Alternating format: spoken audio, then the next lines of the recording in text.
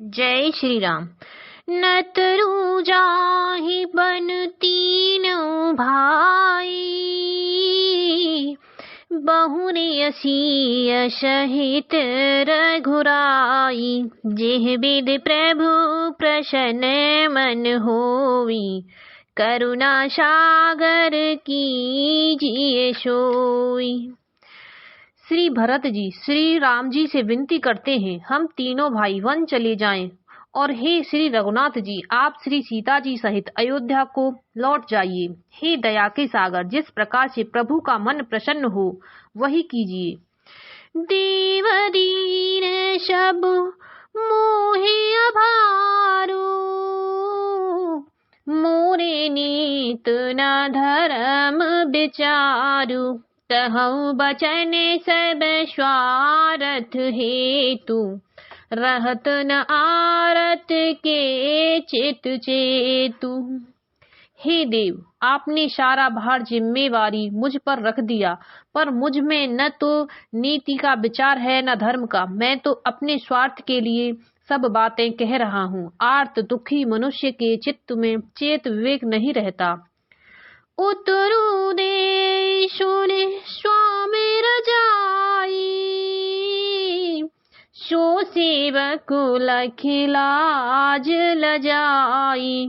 असमे अवगुण उदधि अगाधु, स्वाम स्नेह सराहत साधु।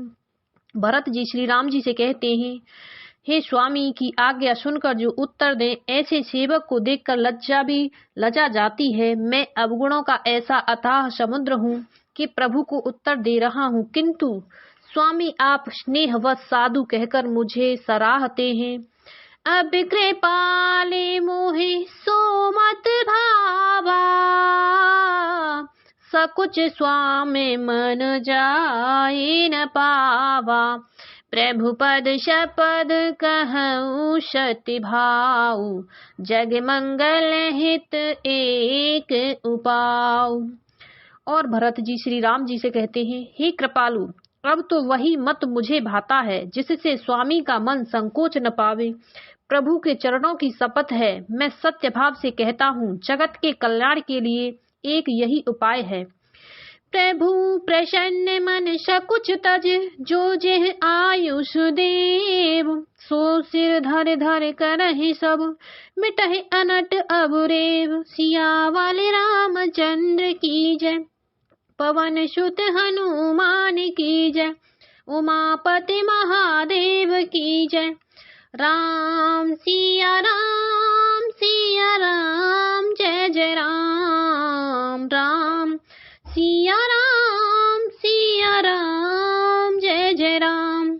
भरत जी श्री राम जी से कहते हैं, प्रसन्न मन से संकोच त्याग कर प्रभु जिसे जो आज्ञा देंगे उसे सब लोग सिर चढ़ा चढ़ाकर पालन करेंगे, और सब उपद्रव और उलझने मिट जाएंगी। भारत बचन सोच सुन सुर हर से, साधु सराहे सुमन सुर बर से। असमंजस बस अवध निवासी, प्रमुदित मन तापस बनवासी। भरत जी के पवित्र वचन सुनकर देवता हर्षित हुए, और साधु साधु कहकर सराहना करते हुए देवताओं ने फूल बरसाए। अयोध्या निवासी असमंजस के वश हो गए कि देखें अब श्री राम जी क्या कहते हैं। तपस्वी तथा वनवासी लोग श्री राम जी के वन में बने रहने की आशा से मन में परम आनंदित हुए। चुप ही रही रघुनाथ सकोची, प्रभु गति देखे सबा सब सोची। जनक दूत तेहि अवसर आए, मुनि वशिष्ठ सुनि बेगे बुलाए। किंतु संकोची श्री रघुनाथ जी चुप ही रह गए। प्रभु की यह स्थिति मौन देख सारी सभा सोच में पड़ गई। उसी समय जनक जी के दूत आए। यह सुनकर मुनि वशिष्ठ जी ने उन्हें तुरंत बुलवा लिया। करि प्रणाम तेन राम निहारे, बेशु देख भय निपट दुखारे, दूतन मुनि बर बूझी बाता, कहूँ विदेह भूप कुशलाता। जनक जी ने आकर प्रणाम करके श्री रामचंद्र जी को देखा। उनका मुनियों का सा वेश देखकर वे बहुत ही दुखी हुए। मुनि श्रेष्ठ वशिष्ठ जी ने दूतों से बात पूछी कि राजा जनक का कुशल समाचार कहो।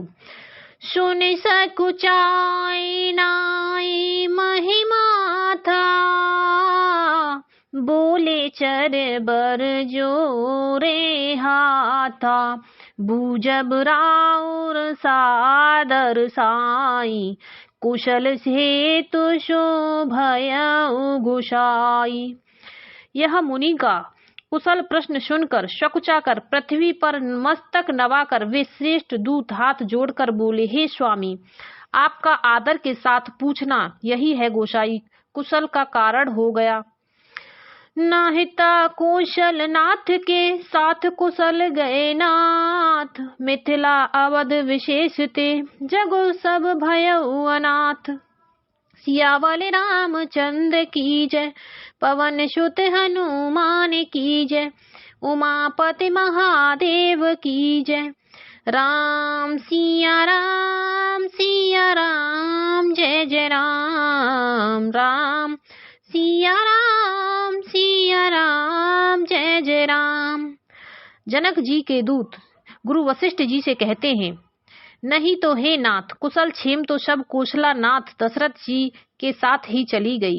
उनके चले जाने से यों तो सारा जगत ही अनाथ स्वामी के बिना असहाय हो गया, किंतु मिथिला और अवध तो विशेष रूप से अनाथ हो गए।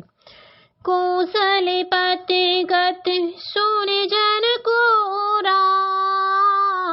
भी सब लोक शोक बस बोरा, जेह देखे तेह समय विदेहु, नाम सत्य अस लाग न केहू।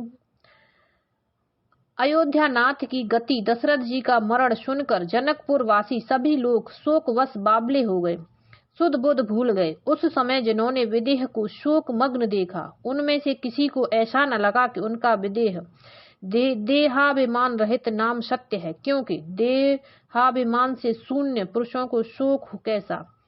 रानी कुचाल सुनत नर पालही, सूझन कछु जस मने बिनु ब्यालहि। भरति राजे रघुबर बनवासु, भा मिथिलेश ही हृदय हराशु।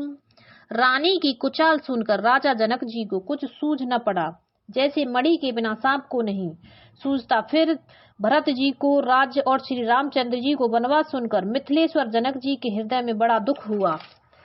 नृप बूझे बोध सचिव समाजू, कहूँ विचारे उचित का आजू।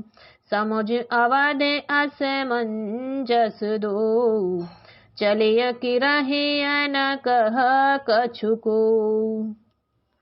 राजा जनक जी ने विद्वानों और मंत्रियों के समाज से पूछा कि विचार कर कहिए, आज इस समय क्या करना उचित है। अयोध्या की दशा समझकर और दोनों प्रकार से असमंजस जानकर चलिए या रहिए, किसी ने कुछ नहीं कहा।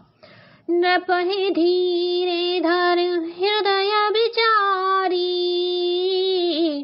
पठय अवध चतुर चरचारी।